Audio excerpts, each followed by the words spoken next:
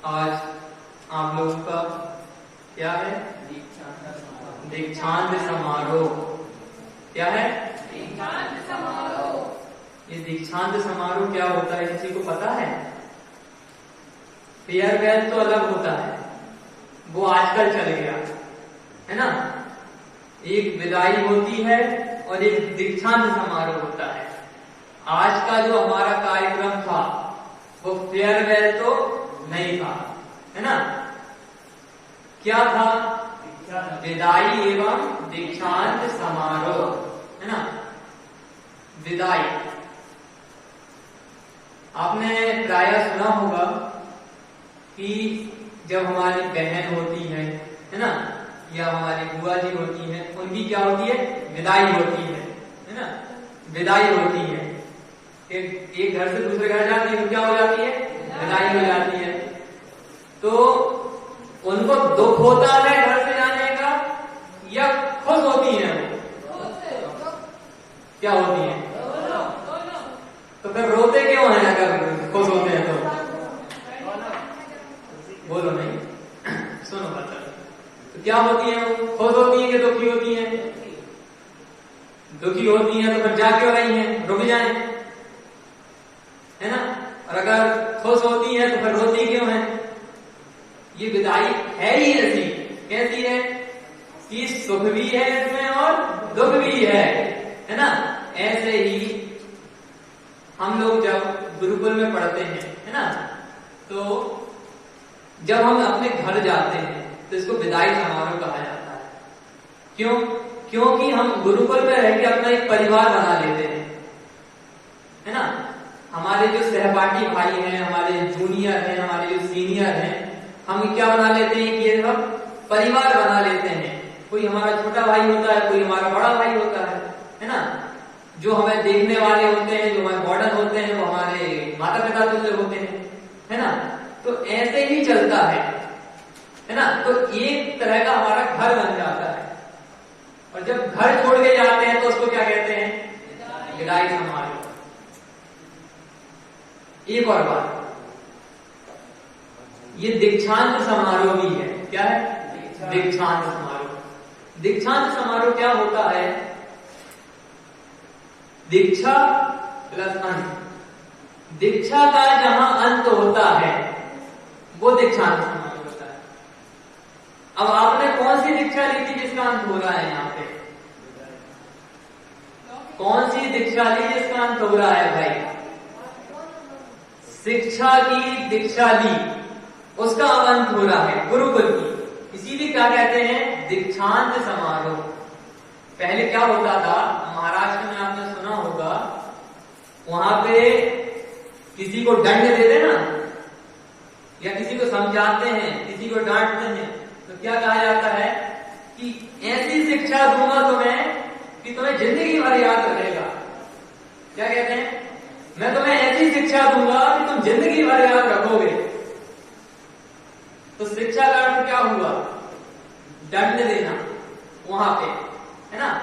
तो जहां पे ज्ञान तो दिया ही जाता है लेकिन दंड भी दिया जाता है ना। ऐसा गुरुकुल होता है। पहले क्या होता था? गुरुकुल परंपरा चलती थी। क्या चलती थी? है ना, गुरुकुल परंपरा चलती थी। तो गुरुकुल परंपरा में क्या होता था बच्चों कि बच्चा अपने घर से एक उम्र निश्चित रहती थी कि इस उम्र में वो बाहर पढ़ने जाएगा। और कब लौट के आता था वो? जब पूरी पढ़ाई हो जाती थी तब वो लौट के आता था। समझ में आया? उससे पहले उसको घर जाने नहीं मिलता था वापस। आपकी तो छुट्टी लग जाती है तो अपन तो घर चले जाते हैं। लेकिन गुरुकुल परंपरा जब हमारे भारत में चलती थी तो क्या होता था? एक बार गुरु दीक्षित करके लाता था उनको। उपनयन संस्कार होता था, उपनयन संस्कार, जिसमें गुरु के समीप बैठकर शिक्षा प्राप्त की जाती है ना। उसको क्या कहते हैं? उपनयन संस्कार। ऐसे संस्कार करके, दीक्षित करके उसको ब्रह्मचर्य दिलवाया जाता था। कब तक के लिए? जब तक उसकी शिक्षा पूरी नहीं हो जाती तब तक के लिए वो ब्रह्मचारी रहेगा। हमारे भारत में वर्ण व्यवस्था, आश्रम व्यवस्था भी चलती है। 25 वर्ष तक की उम्र ब्रह्मचर्य आश्रम, जब तक उसकी पढ़ाई हो रही है। 25 के बाद 50 वर्ष की उम्र गृहस्थ आश्रम। गृहस्थ आश्रम मतलब उस समय वो गृहस्थी का पालन करेगा। 50 के बाद क्या आश्रम चलता था? वानप्रस्थ आश्रम। कौन सा? वानप्रस्थ मतलब 50 के बाद वो वन को गमन कर जाता था कि अब हमने शिक्षा भी ग्रहण कर ली, गृहस्थी भी कर ली, अब हम वन को चले, है ना। तो वो वानप्रस्थ आश्रम कहलाता था। और उसके बाद होता था संन्यास आश्रम। 75 का हो गया इंसान, अब तो वो संन्यास लेगा, है ना। तो ऐसी आश्रम व्यवस्था चलती थी। तो आपकी जो उम्र है वो शिक्षा की उम्र है। तो कौन सा आश्रम हुआ आपका? ब्रह्मचर्य आश्रम, है ना। ये व्यवस्था पहले चलती थी, है ना। अभी भी ऐसा ही चलना चाहिए, है ना। दीक्षांत, हम कहा थे दीक्षांत पे। तो दीक्षा क्या होती है? शिक्षा देखी हमने, है ना। शिक्षा क्या? कि किसी को दंड देना भी शिक्षा है, विद्या देना भी शिक्षा है ना। अब दीक्षा क्या होती है कि हमने सुना है ना, इन्होंने मुनि दीक्षा ले ली, इन्होंने एलक दीक्षा ले ली, तो वो हो गई क्या? दीक्षा। ऐसे ही क्या बताया था? बालक को भी किस में दीक्षित किया जाता था? ब्रह्मचर्य में दीक्षित किया जाता था। समझ में आया? तो वो ब्रह्मचर्य आश्रम में दीक्षित होता था। और जब उसकी पढ़ाई पूरी हो जाती थी तो उसका दीक्षांत करा दिया जाता था कि अब तुमने ब्रह्मचर्य आश्रम पूरा कर लिया है, अब घर जाओ और विवाह करो। अब कैसे में जाओ तुम? गृहस्थ आश्रम में जाओ, है ना। एक व्यवस्था थी। अब जिसको नहीं करना है तो वो तो उसी को कंटिन्यू कर ले या आगामी गुरु से दीक्षा ले ले, और वो बात भिन्न है। लेकिन दीक्षा ली तो अब उसका दीक्षांत तो होता था। समझ में आया कि नहीं आया? आया समझ में? तो इसको कहते थे दीक्षांत समारोह। देखो, अपने भारत में पहले 2 विश्वविद्यालय बहुत प्रचलित थे। एक था तक्षशिला विद्यालय, विश्वविद्यालय, और दूसरा था ये नालंदा विद्यालय। नाम सुने? तक्षशिला विद्यालय में पढ़े थे कौन? चंद्रगुप्त मौर्य, और उनके गुरु चाणक्य वहां पे पढ़ाते थे। कौन पढ़ाते थे? चाणक्य। चाणक्य वहां पे पढ़े भी थे और फिर पढ़ाने भी लगे थे। कहां पे? तक्षशिला विद्यालय में, विश्वविद्यालय में। ये कहां है? पाकिस्तान में, वर्तमान में, है ना। नालंदा विश्वविद्यालय कहां है? ये बिहार साइड में। ये नालंदा विश्वविद्यालय में आपने सुना होगा, अकलंक निकलंक की कहानी आपने सुनी होगी। तो नालंदा विश्वविद्यालय में आचार्य अकलंक और निकलंक देव कहां गए थे? वहां पे शिक्षा लेने गए थे। आया समझ में? तो ये 2 विश्वविद्यालय बहुत प्रचलित थे। ये नालंदा विश्वविद्यालय था ना, पूरे विश्व में ये अपने भारत के 2 विश्वविद्यालय ऐसे थे जहां पे पूरे विश्व से लोग पढ़ने आते थे। समझ में आ रहा है? पूरे विश्व से। और ऐसी ऐसी कक्षाएं बनी हैं वहां पे, अभी पढ़ाई तो निकली है। अलग अलग कक्षा, अलग अलग वर्ग की। राजनीति की कक्षा का अलग डिपार्टमेंट, शस्त्र विद्या का अलग डिपार्टमेंट, दर्शन शास्त्र का अलग डिपार्टमेंट, ऐसे अलग अलग बने हैं। अलग अलग विशेषज्ञों के अलग अलग कक्ष बने हैं, ऐसा। तो और आजकल कैसा हो गया विश्वविद्यालय कि हम जाते थे ना कॉलेज अपने जयपुर में, तो एक लाइन से जाते थे तो 4 विश्वविद्यालय पढ़ते थे लाइन में। इतने विश्वविद्यालय हो गए। आजकल कितने सारे बोर्ड हो गए, MP board, CBSE board, Maharashtra board. जब आजाद हुआ था अपना देश, उस समय एक ही बोर्ड था, अजमेर बोर्ड। अजमेर बोर्ड था। आज तो कितने हो गए, समझ में आ रहा है? एक संस्कृत साहित्य का एक ग्रंथ है। कौन सा ग्रंथ है? कादंबरी नाम का। कौन सा ग्रंथ है? कादंबरी नाम का ग्रंथ है ना। उस कादंबरी नाम के ग्रंथ में इस दीक्षांत का वर्णन आता है कि दीक्षांत क्या है। तो दीक्षांत क्या है कि जो भी आपको पढ़ाया है 5 साल 10 साल और समय तो 15-15 20-20 साल भी रहते थे लोग गुरुकुलों में। तो जो भी पढ़ाया है अब उसका प्रयोग तुम अपने जीवन में कैसे करोगे अनिकेत? जो भी पढ़ाया है उसका प्रयोग तुम कैसे करोगे ये बताया जाता था कि समाज में अभी तो शिक्षा ग्रहण कर रहा था ना बच्चा, तो विश्वविद्यालयों में पहले सिर्फ एक सब्जेक्ट नहीं पढ़ाया जाता था, बहुत सारे सब्जेक्ट पढ़ाए जाते थे। वहीं पे वैद्य भी बनाए जाते थे, वहीं पे राजनीतिक भी बनाए जाते थे, वहीं पे राजाओं के लड़के भी पढ़ते थे, तो शस्त्र चलाना भी सिखाया जाता था। विद्या तो सिखाई नहीं जाती थी। हाँ, समझ में आ रहा है? पीछे बैठ जाओ। समझ में आ रहा है कि नहीं आ रहा? तो अब तुमको हमने शस्त्र चलाना सिखा दिया है ना। अब तुम्हारा युद्ध क्षेत्र में तुम जब जाओगे तो गुरु ने तो हड्डी पसली नहीं तोड़ी तुम्हारी, वो तो सिखा रहा था तुमको अखाड़े में, मतलब तुमको चित कर रहा था, गिरा रहा था अरे जी, लेकिन हड्डी पसली नहीं तोड़ रहा था। लेकिन अब तुम जिसके सामने जाओगे ना बेटा, अब वो रहम नहीं करेगा, अब वो तुम्हें ध्वस्त नहीं करेगा। समझ में आ रहा कि नहीं आ रहा? तो अब इसका सोच समझ के भली भांति प्रयोग करना। गुरुकुल की ब्रांड लग चुकी है आपके साथ, समझ में आ रहा है? ठप्पा लग गया है आपने गुरुकुल का।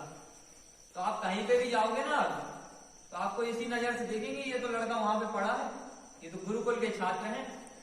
अब आप गुरुकुल को रिप्रेजेंट करोगे आकाश, आपका आचरण अच्छा होगा तो गुरुकुल का नाम होगा, और आपका आचरण खराब होगा तो गुरुकुल का नाम बदनाम होगा, आपका नहीं होगा। आपको तो कोई जानते ही नहीं है। कितने लोग जानते हैं?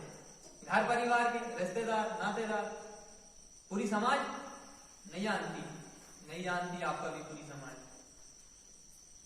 नए नए चेहरे अपन ही खुद देखते हैं सामने जब आते हैं, है ना। लेकिन ये जरूर जानते हैं लोग कि ये गुरुकुल का छात्र है। ये है कौन ये नहीं जानता कोई। भाई साहब सही कह रहे? अनिकेत क्या कर रहा है, ये घर वाले देखे नहीं देखे, लेकिन यहाँ पे कोई देखेगा तो ये कहेगा कि ये गुरुकुल का छात्र है, ये तो बहुत अच्छा गाता है। गुरुकुल के छात्र इतने अच्छे होते हैं। समझ में आ रहा कि नहीं आ रहा? तो इस प्रकार से करना आचरण अपने जीवन में। उसमें कादम्बरी की बात बता रहा था, इतना कठिन ग्रंथ है वो कि 4-4 पेज में तो फुल स्टॉप लगता है भाई साहब। पन्ने 1-2 पन्ने पे कॉमे लगते हैं। और कादम्बरी पढ़ने वाले को उसके बारे में कहा जाता है कादम्बरी रसज्ञा नाम आहारोपी न रोचते। मतलब जिसको कादम्बरी का रस लग गया उसको फिर भोजन भी नहीं रुचता। फिर मम्मी बुलाते रह जाएगी, बेटा खाना खा लो, तो कहेगा हाँ आ रहा हूं। अरे आकाश खाना खा लो, हाँ मम्मी आ रहा हूं, थोड़ी देर से पढ़ लू थोड़ा। आहारों भी न रोचते। इतनी गहरी बातें लिखी उसको समझने वाले हैं। मतलब उसको जैसे कादम्बरी किसको कहते हैं पता है बच्चों? कद्दू को कादम्बरी कहते हैं शराब को, मदिरा को। अब जिसको मदिरा का रस लग गया, अब उसको भोजन रुचेगा क्या? रुचेगा नहीं रुचेगा। इसीलिए इसका नाम ऐसा रखा कि एक कहानी ऐसी है कि इस कहानी का रस जिसको लग गया उसको फिर भोजन भी नहीं रुचता। समझ में आ रहा कि नहीं आ रहा? जब हम पढ़ते थे तो कौटिल्य का एक अर्थशास्त्र नाम का ग्रंथ है, वो पढ़ना चालू किया हम 4-5 लोगों ने। तो ऐसा रस लगा उसका कि रात भर पढ़े, सोए नहीं। तो हमने भी एक लाइन लिखी थी, रसज्ञा कौटिल्य अर्थशास्त्र नाम निद्रा भी न रोचते। ऐसा होता ना कि भाई जिसको मोबाइल का रस लग गया है ना, अभी वर्तमान में ऐसा देख लो, रात भर मोबाइल चला रहे हैं, रात भर मोबाइल चला रहे हैं। समझ में आया? उदाहरण समझ में आया कि नहीं आया? तो इसमें ऐसा लिखा है दीक्षांत की उसमें कि गुरु कैसा उपदेश देते हैं, धर्मम चर, सत्यम वद और विद्यायाम मा प्रमथ। क्या करना चाहिए छात्र को? धर्मम चर, धर्म पे चलो, धर्म मार्ग पे चलो, अपने धर्म का पालन करो। सत्यम वद, सत्य बोलो, है ना। और विद्यायाम मा प्रमथ, है ना। विद्या में मतलब मत करो, प्रमथ प्रमाद। जब पढ़ने बैठो तो अच्छे से बैठो, ये नहीं कि बिस्तर पे लेटे हैं और पढ़ रहे हैं। समझ में आई कि नहीं आई? स्वाध्यायान मा प्रमथ, स्वाध्याय में प्रमाद मत करो। समझ में आया? ये है दीक्षांत का अर्थ, है ना। फिर क्या होता था कि जैसे किसी विषय की शिक्षा पूरी हो गई, है ना, जैसे युद्ध क्षेत्र की शिक्षा पूरी हो गई, 500,000 विद्यार्थी हैं, उनके क्षत्रिय कादम्बरी में 500,000 क्षत्रिय विद्यार्थियों का ग्रुप है। अब उनकी शिक्षा पूरी हो गई। अब पूरे भारतवर्ष में जितने भी युद्ध क्षेत्र के पारंगत गुरु होते थे, उन सबको बुलाया जाता था, सारे छात्रों को बुलाया जाता था, और पूरे हिंदुस्तान में जो भी उस सब्जेक्ट का, सब्जेक्ट मतलब युद्ध हो, राजनीति हो, दर्शन शास्त्र हो, आयुर्वेद हो, कुछ भी हो, ये विषय होते थे उस समय के, तो उसका विशेषज्ञ विद्वान बुलाया जाता था। और उसके द्वारा क्या होता था? दीक्षांत भाषण होता था कि अब तुम इस विद्या का प्रयोग कैसे करोगे, है ना, कैसे समाज में शांति से कार्य करना है। समझ में आ रहा है? पीछे पुनीत, हाँ पुनीत, आ रहा है समझ में, है ना। अभी तक तो जो पढ़ लिया, अब इसका प्रयोग कैसे करोगे? अपन ने क्या क्या पढ़ा अभी? सदाचार, चोरी, सामान्य व्यवहार, नैतिक व्यवहार, विद्या, अनेकांशवाद, है ना, अक्षय तृतीया, ये सब पढ़ लिया अपन ने। अब अनेकांशवाद तो पढ़ लिया, अब इसका जीवन में प्रयोग कैसे करोगे तुम, ये बताया जाता था। काय में? दीक्षांत समारोह में।